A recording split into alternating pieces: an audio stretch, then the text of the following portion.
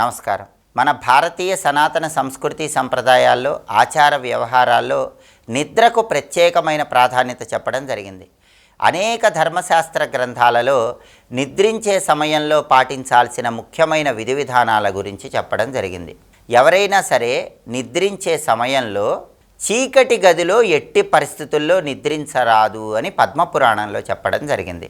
అలాగే అకస్మాత్తుగా ఎవరిని నిద్రపోతున్న వాళ్ళని నిద్ర లేపకూడదు అని మనకి అత్రి స్మృతిలో చెప్పారు. అయితే ఈ నియమము నౌకరికి విద్యార్థికి వర్తించదు అని చాణక్య నీతి సూత్రాలలో చెప్పారు. ఎందుకంటే నౌకరును నిద్రిస్తున్నా సరే నిద్ర లేపవచ్చు, విద్యార్థి పఠించాలి చదువుకోవాలి కాబట్టి నిద్రిస్తున్నా సరే నిద్ర లేపవచ్చు. విద్యార్థులకు పనిచేసే వారికి మాత్రం ఈ నియమం వర్తించదు. మిగిలిన వారిని మాత్రం నిద్రిస్తున్నప్పుడు అకస్మాత్తుగా నిద్ర లేపరాదని అత్రి స్మృతిలో చెప్పారు. అలాగే వస్త్రాలు ధరించకుండా ఎట్టి పరిస్థితుల్లో నిద్రించరాదు అని కూడా ప్రామాణిక గ్రంథాల్లో చెప్పారు. విరిగిన మంచం మీద నిద్రించరాదని మహాభారతంలో చెప్పారు. అలాగే ఎవరూ కూడా ఉదయం సూర్యుడు వచ్చిన తర్వాత అలాగే ప్రదోష కాలంలో నిద్రించరాదని కూడా ధర్మశాస్త్ర గ్రంథ వచనం. అంతేకాకుండా నిద్రించే సమయంలో ఎవరూ కూడా ఉత్తరం దిక్కు వైపు తలపెట్టి నిద్రించరాదు. ఉత్తర దిక్కు వైపు తలపెట్టి నిద్రించినట్లయితే కొన్ని అనారోగ్య సమస్యలు ఏర్పడే అవకాశం ఉందని ధర్మశాస్త్ర గ్రంథాల్లో చెప్పడం జరిగింది. అలాగే నిర్మానుష్యంగా ఉన్న ప్రదేశాలలో కూడా నిద్రించరాదు. చెట్ల కింద నిద్రించేటప్పుడు ఒక కాలు మీద ఇంకొక కాలు ఉంచుకొని నిద్రించరాదు.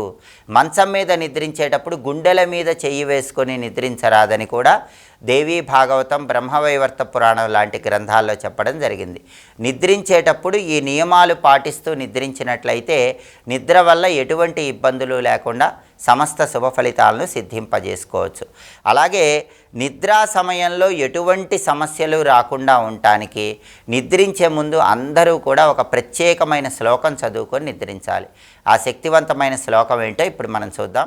యాదేవి సర్వభూతేషు నిద్రారూపేణ సంస్థిత నమస్తస్యై నమస్తస్యై నమస్తస్యై నమో నమః.